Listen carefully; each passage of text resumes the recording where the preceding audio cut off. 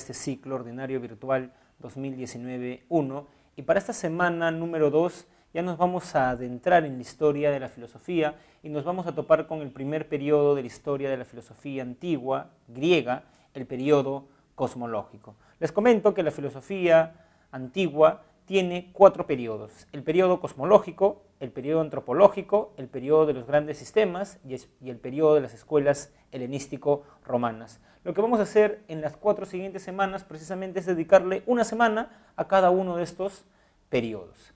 Sin embargo, no quería comenzar esta clase, además porque su boletín, su manual hace referencia a ello, sin entender lo que fueron los mitos. A ver, recordemos que la semana pasada comentamos que las preguntas filosóficas, puesto que son totalizadoras y radicales, son preguntas humanas. ¿Qué quisimos decir con eso? Que son preguntas que se hace todo ser humano independientemente del siglo en el que vive, independientemente de la cultura en la que vive.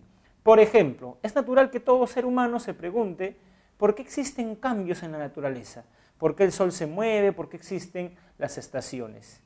Vimos también la semana pasada que la filosofía surge en un momento determinado, en el siglo VI a.C. La pregunta es, ¿cómo respondían al interrogante por qué existe el movimiento de la naturaleza antes del siglo VI, en el siglo VIII o en el siglo X antes del nacimiento de Jesucristo? En Grecia existían los mitos. Tenemos a Hesíodo y a Homero. Por ejemplo, Homero cuenta o narra un mito para dar cuenta del cambio en el cosmos. Es el mito de Perséfone y Hades. Lo que cuenta Homero es que Perséfone era una joven tan bella que el dios Hades se enamora de ella. Y como se enamora de ella, la rapta y la lleva al inframundo. Sucede que Perséfone era hija de Deméter, que es una diosa importante, además hermana de Zeus. Deméter se va a quejar al Olimpo con Zeus y Zeus con ella, puesto que Zeus se da cuenta que a Deméter, o a Perséfone, perdón, aún no le tocaba morir, bajan al inframundo a conversar con Hades. Hades está enamorado, obnubilado, ofuscado, no ve bien las cosas y le dice a Zeus, su hermano, que no va a devolver a Perséfone al mundo de los vivos. Entonces Zeus se da cuenta de que tiene que negociar con Hades. Entonces le dice más o menos lo siguiente: Hades, ¿qué te parece si tú te quedas con Perséfone 6 meses del año y los otros 6 meses del año Perséfone va con su madre a vivir en la tierra? Hades cede este pedido de Zeus. Y lo que dice Homero a continuación es que cuando Perséfone está con Hades, su madre está tan triste que contagia esa tristeza a la naturaleza, de modo tal que en la tierra estamos en invierno y otoño. En cambio, cuando Perséfone viene a pasar esos 6 meses de la parte del año con su madre Deméter, ella está tan feliz que contagia esa felicidad a la naturaleza, de modo tal que las flores surgen. Estamos en primavera y verano. O sea, ¿qué les quiero decir? Que este mito de Homero da una respuesta a por qué existe el cambio en la naturaleza. Estamos en otoño, vemos una hoja caer. Lo que pasa es que Perséfone no ha venido o no ha ido a Deméter y Deméter está triste. Estamos en verano, vemos el sol, vemos que las flores surgen. Lo que pasa es que Deméter está feliz. ¿Es una explicación? Habría que decir que sí, pero sucede que es una explicación que se basa en los mitos. Precisamente los primeros filósofos se rebelan contra esta manera de explicar los problemas, una manera mitológica, y ellos van a intentar responder los problemas basándose en su razón. Y ese tránsito, ese dejar atrás los mitos e irnos a las explicaciones racionales, es lo que en su separata han llamado el paso del mito al logos. Vamos a poner eso en la pizarra. Los mitos, como he querido explicar, decir, son explicaciones fantásticas. En tanto, se basan, podríamos decir, en la fe, por un lado, y por otro lado, también se basan en la imaginación. Los primeros filósofos tratan de dar explicaciones racionales. Su mismo nombre lo dice, se basan en en la razón. Ellos tratan de ofrecer argumentos, no de basarse en... Muy bien, incluso podríamos personificar este paso. Es el paso de Homero a Tales de Mileto. A Tales de Mileto.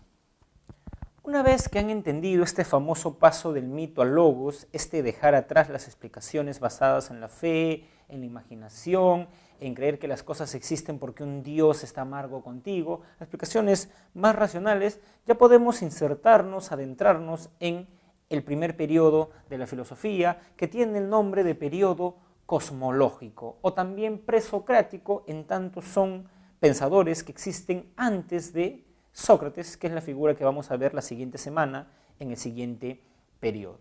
Muy bien, les recomiendo que cuando repasen un periodo de la filosofía, lo primero que deben entender es su objeto de estudio.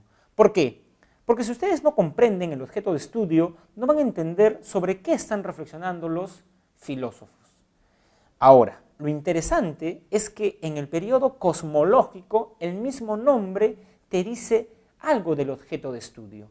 Cosmológicos. Cosmos, mundo, lógico, logos. Voy a responder al problema del mundo, del origen del cosmos, con la razón.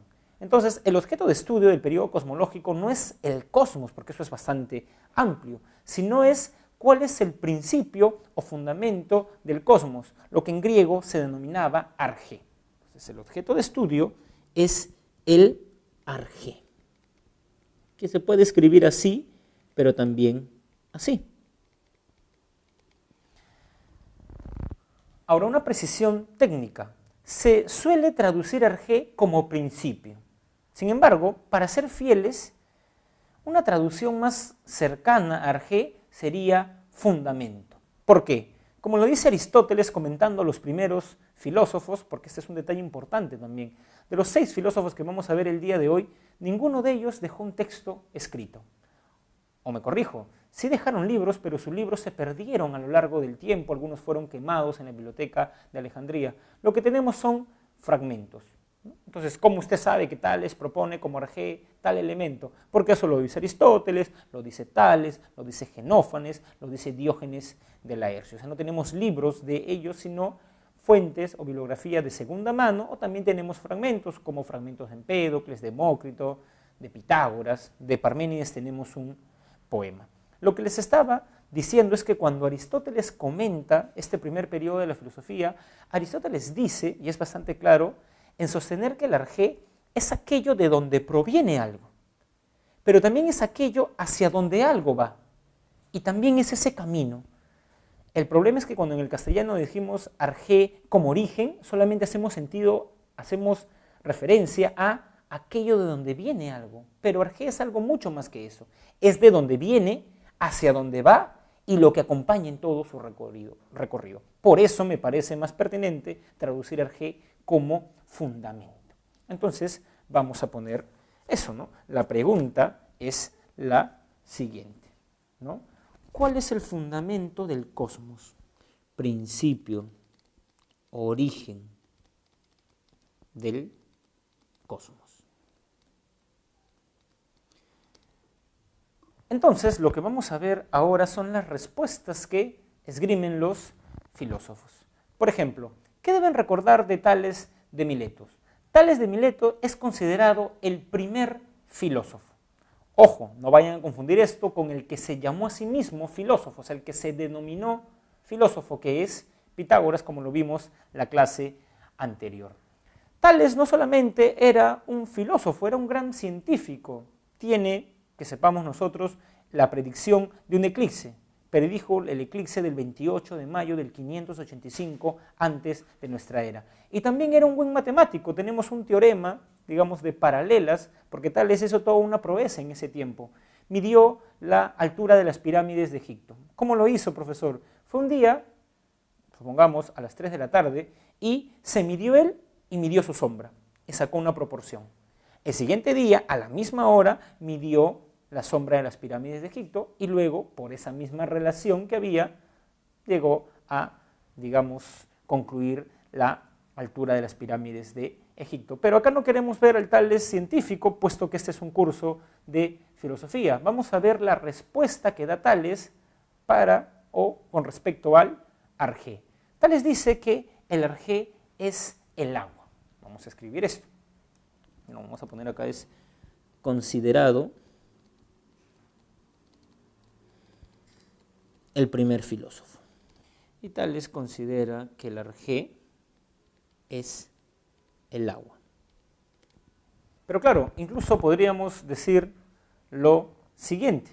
Profesor, pero ¿qué argumentos esgrime Tales? Porque usted mencionó hace un momento que los primeros filósofos se rebelan contra la mitología. Entonces, ¿qué argumentos da Tales? Es más, podríamos decir incluso que si uno lee la cosmogonía de Homero, va a encontrar que el océano es el padre de todas las cosas. Eso quiere decir que Homero también consideraba que el océano, el agua, era el fundamento de la realidad. Pero a diferencia de Homero, que te contaba un mito, Tales es el primer filósofo, de modo tal que Tales da argumentos coherentes y racionales para demostrar su postura. Lo que dice Tales es más o menos lo siguiente. Asoció la vida al agua. O sea, dijo Tales que donde hay vida, en principio, hay agua. Y, por el contrario, la sequedad supone la muerte. Y esto lo podemos ver en varios casos. Por ejemplo, ¿qué pasa si un ser humano no toma agua? Muere. ¿Qué pasa si un perro no toma agua? Muere. ¿Qué pasa si una planta no toma agua? Muere. Entonces, nosotros necesitamos para vivir, ¿qué? El agua.